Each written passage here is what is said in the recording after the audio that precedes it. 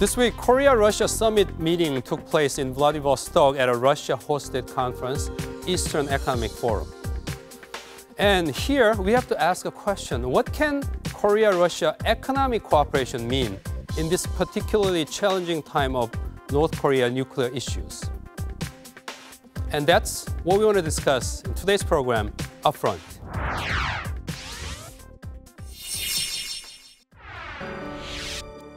President Moon Jae-in touched down in Russia for his third overseas trip as president following the United States and Germany. On the sidelines of the Eastern Economic Forum in Vladivostok, President Moon sat down for summit talks with Russian counterpart Vladimir Putin. The two leaders condemned North Korea's 6 nuclear tests conducted a few days earlier and discussed ways to cooperate with each other to tackle Pyongyang's nuclear threats. They also had an in-depth discussion on economic cooperation to further enhance bilateral ties. 러시아 극동 지역의 풍부한 에너지 자원과 한국의 자본, 선진 기술이 결합할 경우 이 지역이 한러 양국의 공동 번영을 위한 기회의 땅이 될 것이라고 생각합니다. Since his re-election in 2012, Russian President Putin has pushed the New Eastern Policy, which is aimed at turning Vladivostok into an energy hub and revamp the underdeveloped Far East region by attracting foreign investment. In a speech at the Korber Foundation in Berlin, Germany last July, President Moon unveiled his vision for a new economic map of the Korean peninsula, which involves the restored Inter-Korean Railway extending across Eurasia and the gas pipeline project connecting the two Koreas and Russia. President Moon also launched the Northern Economic Cooperation Committee headed by his former special envoy to Russia, Sogang as a means of commitment to strengthening Seoul's ties with Moscow. On this week's Upfront, we explore the past and present of South Korea's economic policy toward Russia and discuss the significance of economic cooperation between the two countries.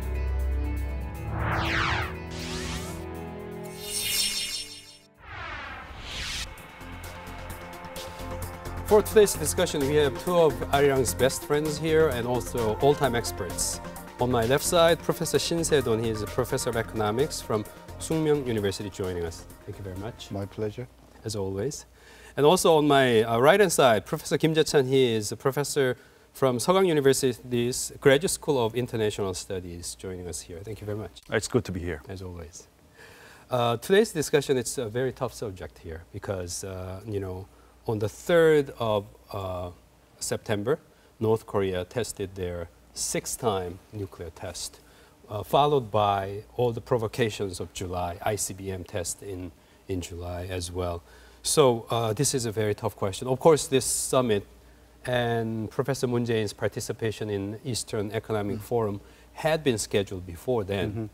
But in the eyes of many Koreans and the world audience, and many eyes in Washington too, wondering, what does this mean? Putin and Moon Jae-in meeting together in Vladivostok, Korea-Russia summit in this very sensitive time of North Korea nuclear issues. Professor Kim, what do you see? What kind of potentials and potential problems or promises you see in this summit taking place this week?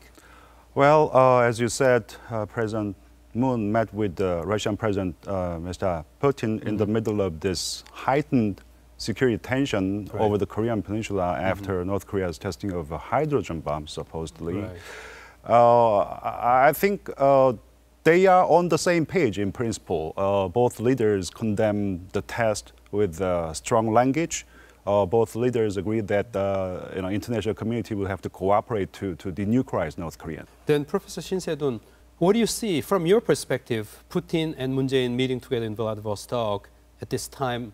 The talks we're talking about, the solution as to North Korea nuclear problems in this EEF meeting, it's just a kind of wishful thinking on the side of Korea.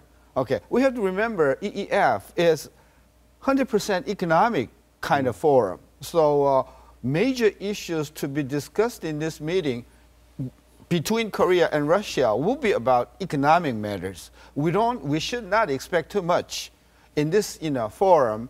Try to find out some kind of solution, some kind of path-breaking solution from this forum we better not expect that. I think the major issue to be discussed in this EEF forum, I think, is about cooperation between Russia and Korea, economic matters. As Professor Shin said, EEF is all about economic cooperation. North Korean nuclear weapons issue has been the hurdle. It's going to remain that way for a long time to come, but still there are many other issues that are important to both countries, and it is very important for both countries to cooperate on those issues that can be of mutual benefit to both countries. So sure, nuclear weapons issue is in the way, but there is a room for both countries to cooperate on many other issues that this EEF is all about. Okay, Professor Shin, on economic side, at this time of difficulties, political side, North Korea nuclear issues, what would bilateral cooperation between Moscow and Seoul actually mean? There are many.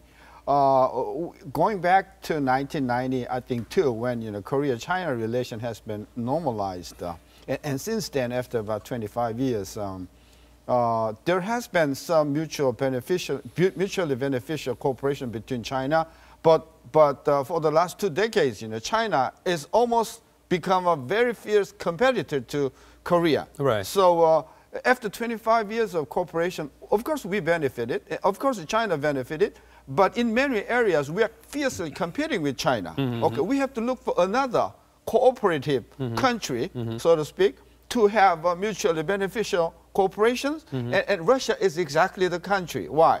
Because if you look at the data and the statistics, Russia has a huge stocks and reserves of energy, oil, natural gas, coal. So as a country deficient natural resources, especially energy, Russia is the single most important country that we have to begin our kind of cooperation. We are buying natural gas from Saudi Arabia, Middle East, and from United States. Right. But Russia is much closer. I think the Moon Jae-in government, the strategy, especially diplomatic, in solving North Korean nuclear power is kind of extend our neighbor, extend our, the friends. Right. It is very important to note that Russia has taken two-track approach to South Korea, unlike Chinese. Okay. What I mean by this is that they have separated the realm of security and the realm of economy. Which we want to. In terms of security, it is no secret that they have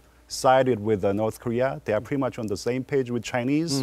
They, as you said, they opposed deployment of THAAD on South Korean soil. Right. But that said, in terms of economy, they have been very proactive in terms of wooing South Korean companies, to participate in Siberian development projects. Right, right. Unlike Chinese, when Chinese are trying to retaliate economically with threatening or severing the economic ties with South Korea. So I think it's very important to take advantage of this opportunity, and then both countries' interests are pretty much convergent. I think, as Professor Shin mentioned, Moon Jae-in government has shown a great interest in expanding the economy into a northward direction. Right. And I think Russia is very much interested in moving vertically. What I mean by this is that they are trying to expand their sphere of economy into the Arctic region, and to southward, they are trying to expand their sphere of economic influence to the Korean Peninsula and ultimately to South East Asian region. Why? Because part of the reason is they ran into difficulty in terms of expanding horizontally. Westward, they ran into difficulty because of the Ukraine crisis. Eastward, it's a little bit difficult to move that direction because of the Kuril Island disputes. Cooperation with South Korea is a part of their grand economic strategies. So far, from 1950s, Korean people believe the United States is a strong ally, not just in diplomatic or defense, but also in economics. But we see now, we see that America is threatening the nullification of free trade agreements when their national interest is in jeopardy. Right. So it's not just a relation between Korea or China, Korea, Russia. In a global economy, that's the kind of routine that we have to face. Right. So building a deeper relationship with the Russia, even though there are some possibility of kind of a conflict, something like Ukraine or something like that between United States, the Korea and Russia. But that's necessary, and that is the everyday life, for international economy. So that's not the thing that we have to worry about. I love the way you raised the issue here, Professor Kim. On Professor Shin's point, right? Diversifying our side, diversifying away from Washington, perhaps Russia getting closer to us and all that. This particular time, going beyond North Korean nuclear weapons, Moscow had kicked out hundreds of U.S. diplomats out of Moscow post, and now United States has decided to kick out many Russian diplomats out of their consular offices around the United States. United States-Russia relationship is at a very difficult moment here. As a U.S. politics expert, what do you see in terms of any risk in terms of what Professor Shin suggested as a Korea's diversification policy? It is no secret that our relationship, our alliance partnership with the U.S. should be the cornerstone of our security and also economic policy to a certain extent. But that doesn't necessarily mean that we cannot diversify our economic portfolios to Russia and then to China for that matter. If it is in our critical economic interests, because we figured that it was very important for South Korea to join AIIB. That way we were able to, seek understanding from Americans. So I think we can still cooperate with Russians, and to the extent that that's not going to, hurt our alliance partnership with the Americans, there is a room. Yes. Excellent. I love the way our discussion is going today. I think I'm asking very tough questions here, and our guests are doing a great job answering those tough questions here. Just to cool off a little bit in our atmosphere here, we'd like to invite an expert from Russia. He's Professor Artyom Lukin. He's a Professor of International Relations, joining us from Vladivostok. Thank you. Yeah. Thank you very much for joining us. Let me ask you first question here. This is a very basic question, I suppose, but for centuries, the way I remember, Far East has been a very important issue for Russia and perhaps Soviet Union as well. So we want to remind our viewers and audience here, from your perspective, why the development of Far East is so important for Russia. Can you tell us and summarize that perspective? Well, actually, if you look at the map, you will see that the Russian Far East is a huge area. It makes up around 36%, more than a third, of Russia's national territory. And of course, it's, compelling. It's quite understandable that Russia would want to develop 1/3 of its territory. And actually, Putin declared this goal of the Russian Far East's development as early as 2007, 10 years ago. And he has been pretty much consistent in emphasizing the development of the Russian Far East. And of course, Putin understands that without making the Russian Far East a place with developed infrastructure, with good ports, seaports, airports, railways, hotels, etc., Russia wouldn't be able to connect with the Asia-Pacific region. And it's the Asia-Pacific region where the main economic action is in the world right now. Okay, great. That's a very important reminder on a very important question as a backgrounder. Second question, I guess that's the key topic that we focused right here in today's discussion. That is, to what extent North Korean nuclear issues is making difference in terms of Korea-Russia economic cooperation, or vice versa? What kind of impact do these two factors have on each other here? What's your perspective on that? Well, that's a very good question. And let me put it this way. I don't think that the North Korean nuclear issue should affect our economic cooperation with the Republic of Korea. Russia and South Korea are two countries which could do business regardless of North Korea. And actually, Moscow is very unhappy when Seoul tries to link economic cooperation with Russia and the North Korean problem.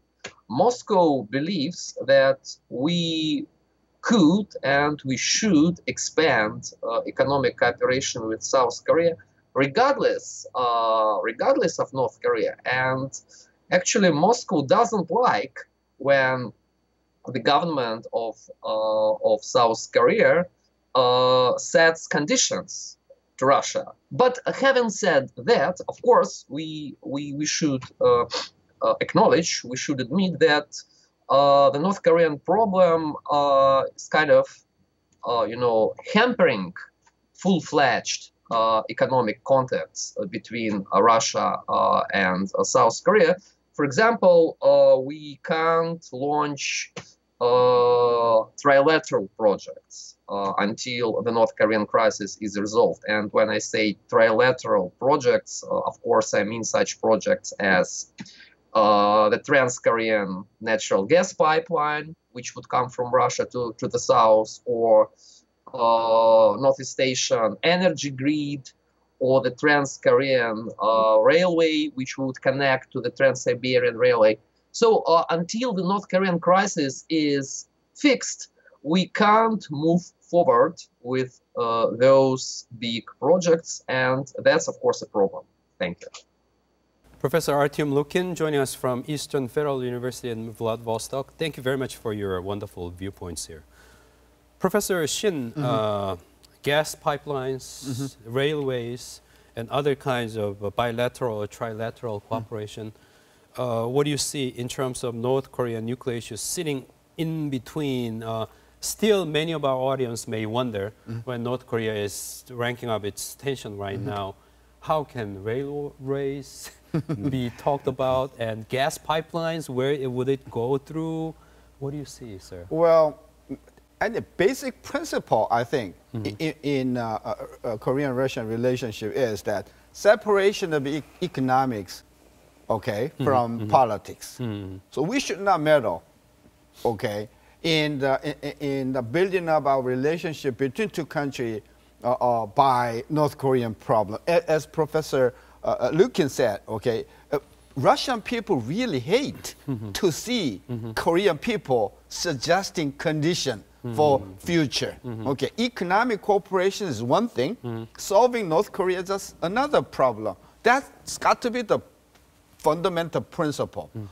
Now second, we want maybe Russian resources, Russian natural gas, oil maybe. And the problem is we have to build a pipeline. And in order to build a pipeline, there are technical difficulties. We have to use the territory of North Korea maybe, or we can have another subtle but possible way of building pipeline offshore of North Korean, or maybe using Chinese kind of pipeline, because there has been agreement between Russia and China to build the oil pipelines and natural gas pipelines, and that's going to be completed by, I think, in 2018, 2020. So we could extend that through maybe, kind of a Qingdao Peninsula to maybe Incheon, something like that. So, so I think the building pipeline is one venue that we could build our relationship. But what I see is, a lot beyond that.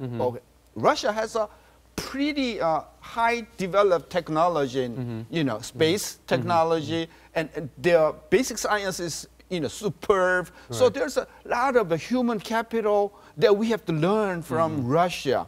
And the most other countries, especially United States or European countries, hesitate to provide that kind of first-hand information technology. But we could get them from maybe from Russia by giving our plentiful of manufacturing expertise Right. and experiences and also relative capital Right. abundance. So I think there's a room for a much more cooperation between two countries, not just about the natural gas and energy, but there are plenty of other areas that we could build our relationship. In doing, I mean, in advancing our relationship with Russia, we got to be very careful. We should not kind of stimulate China. We should not stimulate United States. Well, of course, that is our intention, hidden intention, right? But we should not provoke United States because our relationship became pretty much soured for the last couple of months. Right. So we are looking for another channel of solution. We should not give that kind of imprint to the United States or China. So it's got to be very subtle, very careful movement on the part of Korean government to develop our furthering of a relationship with Russia. It's got to be very delicate and very sensitive issue. Very important reminder. For the interest of time, I think we have to get ready to wrap up the discussion. What do you propose in terms of supporting Professor Shin's point of not provoking United States, U.S. Congress, and so on? What we'll have to do is start small. Take a gradualist approach, incrementalist approach, in cooperating with Russia. Forget about North Korea for a while. North Korea is a constant. It shouldn't be a variable. What we'll have to do is, we have to do North Korea passing for a while, okay?